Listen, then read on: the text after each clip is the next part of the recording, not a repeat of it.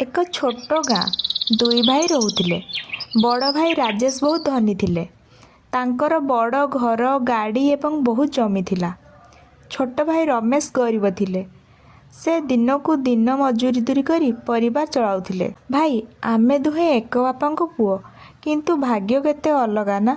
ଭାଗ୍ୟ ନୁହେଁ, ପରିଶ୍ରମର ଫଳ। ଏକ ଦିନେ ରମେଶର ପୁଅ ଭୟଙ୍କର ଅସୁସ୍ଥ ହୋଇପଡ଼ିଲା।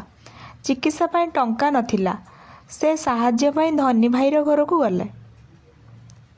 ଭାଇ, ମୋ ପୁଅର ଚିକିତ୍ସା ପାଇଁ କିଛି ଟଙ୍କା ଦିଅ। ମୁଁ କୌଣସି ଦାନଶାଳା ଖୋଲିନି, ଯାଅ ଏଠାରୁ। ରମେଶ ଆଖିଏ ଲୁହ ନେଇ ଘରକୁ ଫେରିଲେ।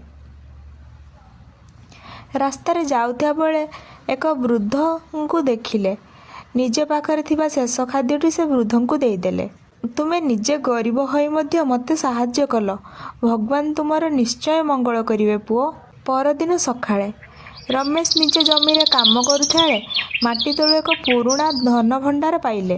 ସେଥିରେ ସୁନାର ମୁଦ୍ରା ଓ ଗହଣା ଭରି ଥିଲା। ହେ ଭଗବାନ, ଏତେ ବଡ଼ ଆଶୀର୍ବାଦ! ଧୀରେ ଧୀରେ ରମେଶ ମଧ୍ୟ ଧନୀ ହୋଇଗଲେ, କିନ୍ତୁ ତାଙ୍କର ହୃଦୟ ପୂର୍ବ ଭଳି ଦୟାଳୁ ରହିଲା। ଏପଟେ ରାଜେଶ ଲୋଭରେ ପଡ଼ି ଭୁଲ ବ୍ୟବସାୟରେ ଟଙ୍କା ଲଗାଇଲେ। କିଛି ମାସ ମଧ୍ୟରେ ସବୁ ସମ୍ପତ୍ତି ହରାଇଦେଲେ। ମୁଁ ସବୁ କିଛି ହରାଇଦେଲି, ଏବେ ମୋ ପାଖରେ କିଛି ବି ନାହିଁ। ଅସହାୟ ରାଜେଶ ରମେଶଙ୍କ ଘରକୁ ଆସିଲେ।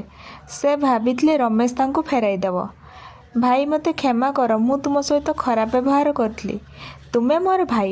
ଭାଇ ସମ୍ପର୍କ ଟଙ୍କାଠୁ ବି ବଡ଼। ରମେଶ ନିଜ ଭାଇଙ୍କୁ ଘରେ ରଖିଲେ ଓ ପୁଣି ତାଙ୍କୁ ସାହାଯ୍ୟ କଲେ।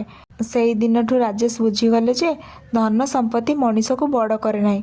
ଦୟା, ପ୍ରେମ ଓ ଭଲ ହୃଦୟ ହିଁ ପ୍ରକୃତ ସମ୍ପଦ। Thanks for watching. Like, share and subscribe.